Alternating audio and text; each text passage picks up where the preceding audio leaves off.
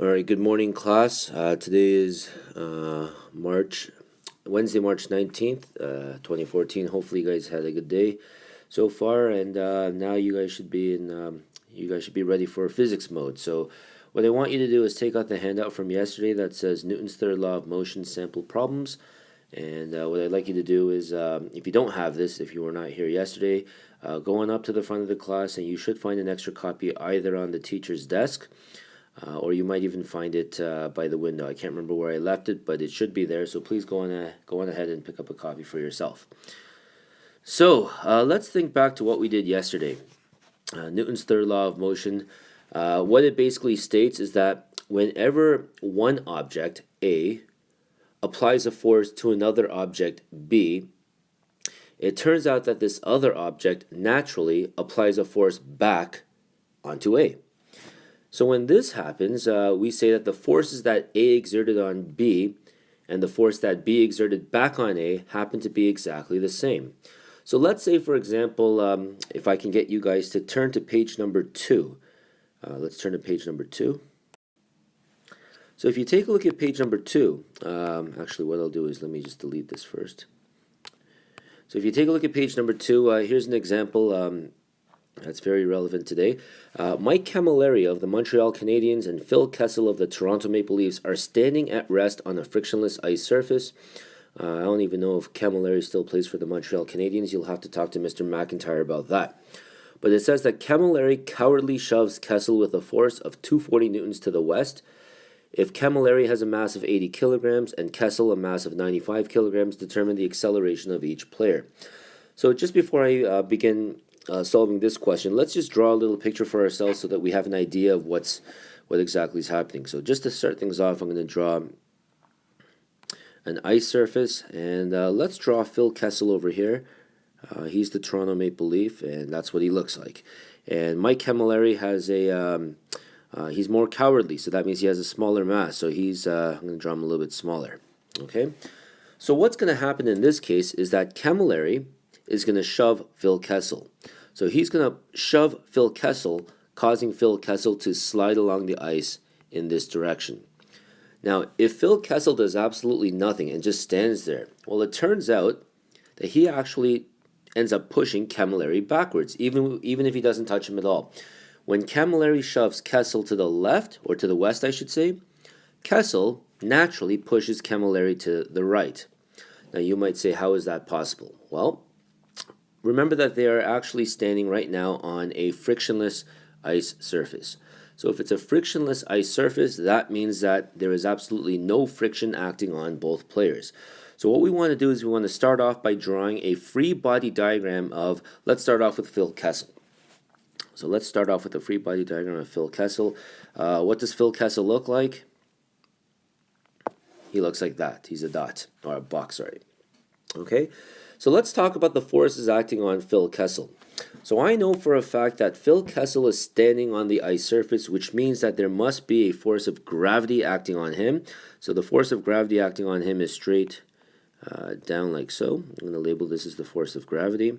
I also know for a fact that since he's on the ice surface is applying a force back up onto him. We're going to label that to be the normal force. Now let's think about this for a second. Camilleri is pushing Kessel to the west. So that means there must also be an applied force this way on Phil Kessel. So what I'm going to write down here is that this is the applied force. So I'm going to put down F applied by Camilleri on Kessel. Now, here's the nice thing.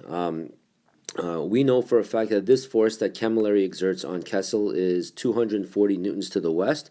So let me just write that in here, 240 newtons. Okay.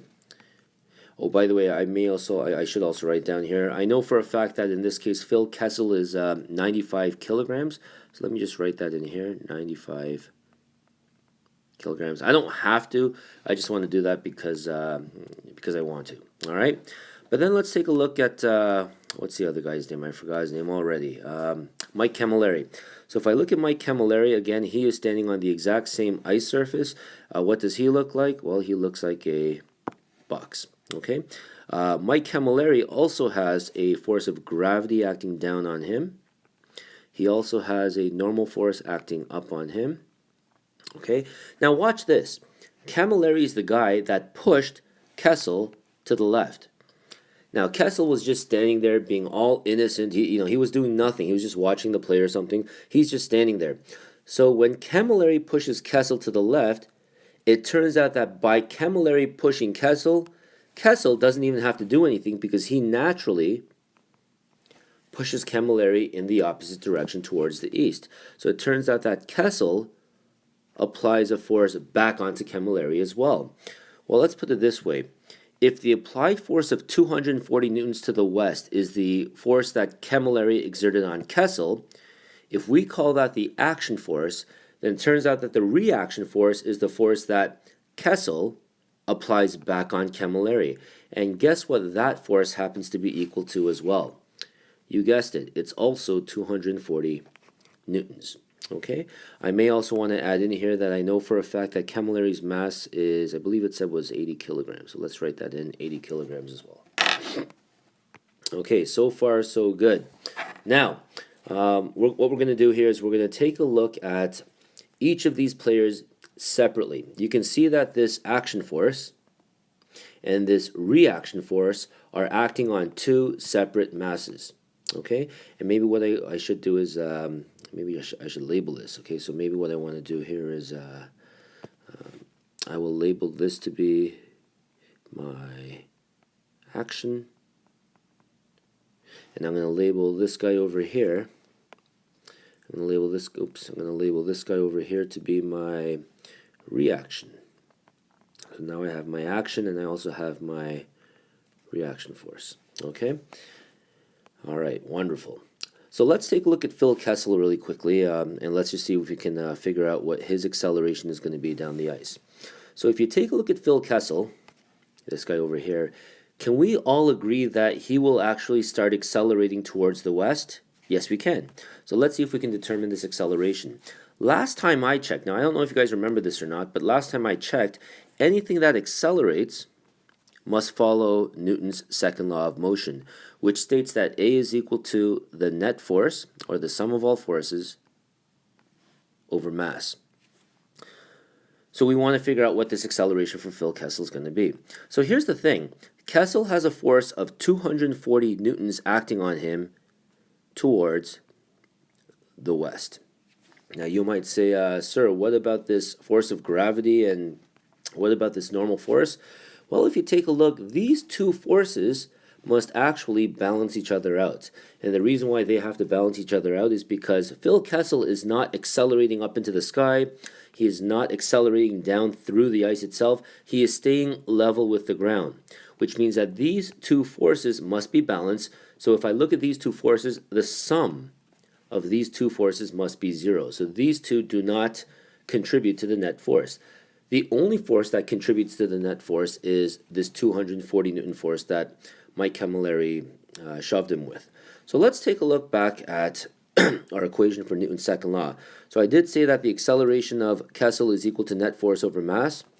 So that net force we said was 240 newtons towards the west. I also know for a fact that Kessel's mass is 95 kilograms. So if I solve for the acceleration of Phil Kessel, I should end up with approximately 2.5 meters per second squared.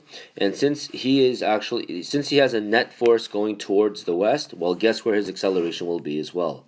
It's also towards the west. Okay? And that's what you should see for Phil Kessel. Now, keep in mind, this is what Phil Kessel experiences. On the other hand, if you take a look at Mike Camilleri, you might say, well, hang on a second, Camilleri. Okay, let's just spell him out first. Camilleri. So I don't even know if I spelled that right. It doesn't really matter. He's a Montreal Canadian. So Mike Camilleri is now going to experience the exact same net force of 240 newtons, but only this time it's towards the east. Now the question might be, well, that's easy. That means that Mike Camilleri should have the exact same acceleration as Phil Kessel. Well, you might say, well, that because of every action, and for every action there's an equal and opposite reaction. You might say, well, the acceleration must be the same. But keep in mind, Camilleri has a smaller mass. He's only 80 kilograms compared to Kessel's 95. So my question to you now is this: who has more mass and therefore the greater inertia? I think most of you can recognize that Kessel has the greater mass and therefore the greater inertia. Since Kessel was at rest to begin with, he wants to stay at rest. Well, Camilleri also wants to stay at rest as well, but not as much as Kessel since he has a lighter mass. So let's see if we can figure out what Camilleri's acceleration is going to be. So once again, A is equal to net force over mass, which is nothing more than Newton's second law. If I take a look at the net force acting on Camilleri, it's going to be 240 newtons, but this time towards the east. We're going to take all of this and divide it by his mass, which was 80 kilograms. Okay, my writing's getting pretty bad now. Well, that's okay. And if you solve for Mike Camilleri's acceleration, what you should end up with, oops, let me just try this all over again. 240. You should end up with an acceleration of approximately 3.0 meters per second squared. And since Camilleri's net force is east, it turns out that his acceleration should also be towards the east. So you can, I think most of you can see that the acceleration for Camilleri is a little bit greater than the acceleration for Kessel. So you might say, why exactly does Camilleri have a greater acceleration compared to Kessel? Well, they both have the exact same net force, but Camilleri has a smaller mass, which means that he's a little bit easier to push around. Okay, what do I mean by that? Kessel has the greater mass, therefore he's lazier. Camilleri has a smaller mass, which means he's also lazy, but not as lazy as Kessel, which means that Camilleri should have or should end up with the greater acceleration. So that's the first part of the lesson for today. What I'm going to do is I have to go right now, so what I'll do is I'll come back later on this afternoon and finish off the lesson for you. Keep in mind, class, that what I want you to do is work on, I believe it was bullet number 4, the one that deals with Newton's third law of motion. If you guys can work on that for homework today in class, I'd really appreciate that. Just to let you guys know, you may or may not have in your classroom today a student teacher of mine who may be helping you guys out. Again, I'm not 100% sure of that or not, but please make her feel welcome, and let's have a good day, everyone. We'll talk to you guys later on today, okay? Good night. Good morning.